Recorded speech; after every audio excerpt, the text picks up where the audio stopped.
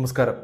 പിന്നോക്ക ജാതിക്കാർക്ക് ആനുപാതികമായി സംവരണം നൽകുന്നതിനായി സമാജ്വാദി പാർട്ടി എം.പി. ജാവേദ് അലി ഖാൻ അവതരിപ്പിച്ച ബില്ലിനെതിരെ പ്രതിപക്ഷവും ട്രഷറി ബെഞ്ചുകളും സ്വകാര്യ ബില്ലിന്മേലുള്ള ചർച്ചയ്ക്കിടെ ഈ കഴിഞ്ഞ വെള്ളിയാഴ്ച 2 തവണയാണ് ബഹളം കൂട്ടിയത്. തുടർന്ന് ചില നാടകീയ രംഗങ്ങൾക്ക് രാജ്യസഭ സാക്ഷ്യം വഹിക്കുകയായിരുന്നു. അവരുടെ ജനസംഖ്യയും ഗവർണർമാരുടെ പങ്കും സംബന്ധിച്ച് ഭരണഘടനയിൽ ഭേദഗതി ആവശ്യപ്പെട്ട് നമ്മുടെ എം.പി. ജോൺ ബ്രിട്ടാസിന്റെ മറ്റൊരു ബില്ലും അതിലുണ്ടായിരുന്നു.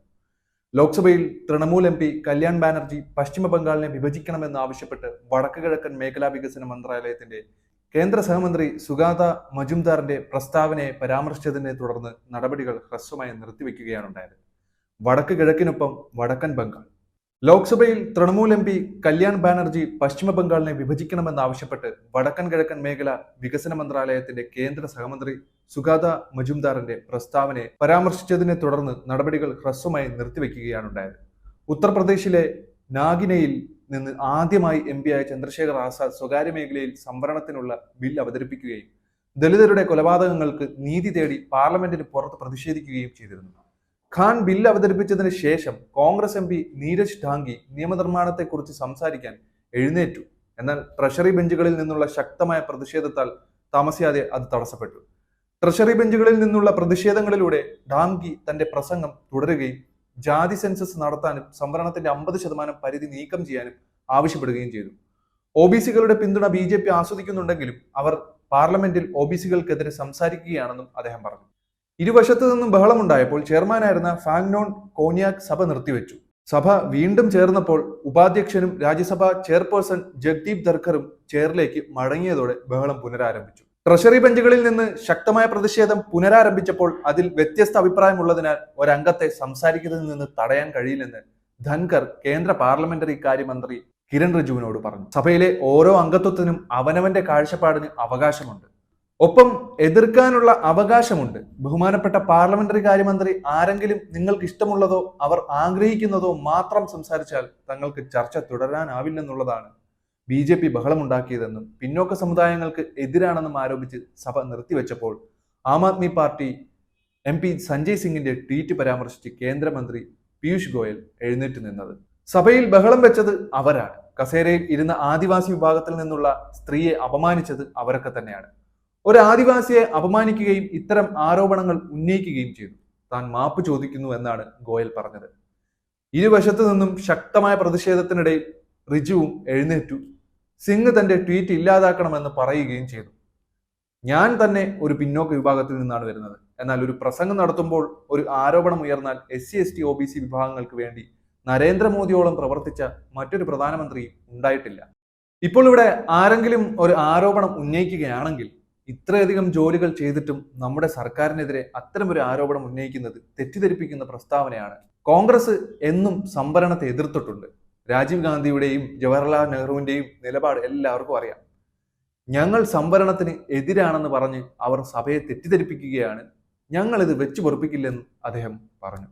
തുടർന്ന് സിംഗ് തന്റെ ഇരിപ്പിടത്തിൽ നിന്ന് എഴുന്നേറ്റ് തനിക്ക് ജയിൽ ഭീഷണി ഉണ്ടെന്ന് പറയുകയും ചെയ്തു. ഡങ്കി സംവാദത്തിൽ പങ്കെടുക്കുകയായിരുന്നു. അവർ തടസ്സപ്പെടുത്തുകയായിരുന്നു. അവർ തടസ്സപ്പെടുത്തിയില്ലെങ്കിൽ എന്തിനാണ് സഭ നിർത്തിവെച്ചത്? ഞാൻ അതിനെക്കുറിച്ച് ട്വീറ്റ് ചെയ്യുകയും ചെയ്തു.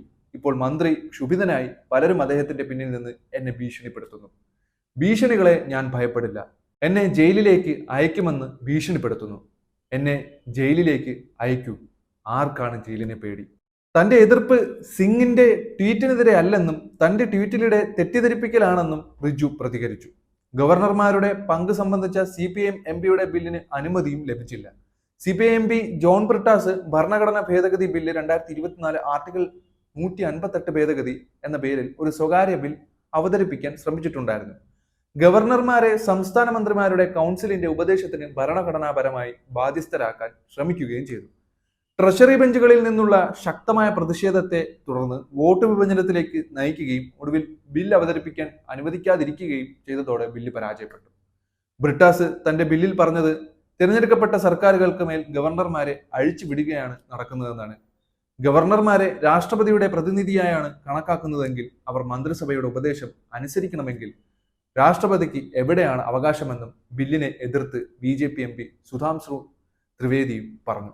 പ്രധാനമന്ത്രി സഹകരണ ഫെഡറലിസത്തെക്കുറിച്ച് സംസാരിക്കുമ്പോൾ തെരഞ്ഞെടുക്കപ്പെട്ട ഗവൺമെന്റുകൾ നൽകിയ ഉപദേശത്തിന് അനുസൃതമായി ഭരണഘടന അനുസരിച്ച് ഗവർണർമാർ പ്രവർത്തിക്കുന്നുവെന്ന് ഉറപ്പാക്കാൻ കൊണ്ടുവന്ന ഒരു സ്വകാര്യ ബില്ലാണ് RSSൽ അഭൂതപൂർവമായ രംഗങ്ങൾക്ക് സാക്ഷ്യം വഹിച്ചതെന്ന് ബ്രിട്ടാസ് പിന്നീട് പ്രസ്താവനയിൽ പറഞ്ഞു. ആമുഖം തടയുക, ഫെഡറലിസത്തെ കുഴിച്ചുമൂടുക, അതായിരുന്നു ബ്രിട്ടാസിന്റെ നിലപാട്. ബംഗാൾ കർണാടക അഴിമതിയെ ചൊല്ലി ലോക്സഭയിലും ബഹളം നല്ല രീതിയിൽ തന്നെ നടന്നു. അതിനിടെ പടിഞ്ഞാറൻ മേഖലയെ വിഭജിക്കണമെന്ന് ആവശ്യപ്പെട്ട് വടക്ക് കിഴക്കൻ മേഖലാ വികസന മന്ത്രാലയത്തിലെ കേന്ദ്ര സഹമന്ത്രി സുഗാന്ത മജുംദാറിന്റെ പ്രസ്താവനയെ തൃണമൂൽ കോൺഗ്രസ് MP കല്യാൺ ബാനർജി പരാമർശിച്ചതിനെ തുടർന്ന് ലോക്സഭ പ്രതിപക്ഷത്തിൽ നിന്നും ട്രഷറി ബെഞ്ചുകളിൽ നിന്നും ശക്തമായ പ്രതിഷേധവും രേഖപ്പെടുത്തിയിട്ടുണ്ട്. ലോക്സഭാ സ്പീക്കർ ഓം ബിർള പ്രസ്താവന ഉന്നയിക്കുന്നതിനെ എതിർക്കുകയും ഇത് സഭയ്ക്ക് പുറത്ത് നടത്തിയതാണെന്നും പറഞ്ഞിട്ടുണ്ട്. ജൂലൈ 25-ന് BJP MP നിഷികാന്ത് ദുബെ സഭയിൽ നടത്തിയ പ്രസ്താവനയിൽ ബാനർജി പറഞ്ഞ കാര്യം പരാമർശിച്ചിട്ടുണ്ടായിരുന്നു.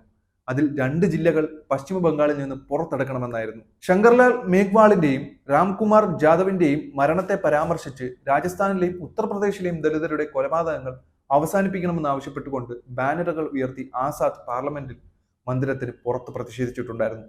ഉത്തർപ്രദേശിലും രാജസ്ഥാനിലും തങ്ങൾ വെടിയുണ്ടകളാലും വാളുകളാലും കൊല്ലപ്പെടുന്നുണ്ടെന്നും അതൊന്നും കേൾക്കാൻ ആരുമില്ലെന്നും താൻ സ്പീക്കറോട് സംസാരിക്കാൻ സമയം ചോദിച്ചെങ്കിലും അവർ തന്നെ സംസാരിക്കാൻ പോലും അനുവദിച്ചില്ല. തനിക്ക് തന്റെ ജനങ്ങളുടെ ശബ്ദമായി സംസാരിക്കാനുള്ള സാഹചര്യം ഇല്ലെങ്കിൽ താൻ പാർലമെന്റിൽ പോയി എന്ത് ചെയ്യാനാണെന്നും ആസാദ് പറഞ്ഞു.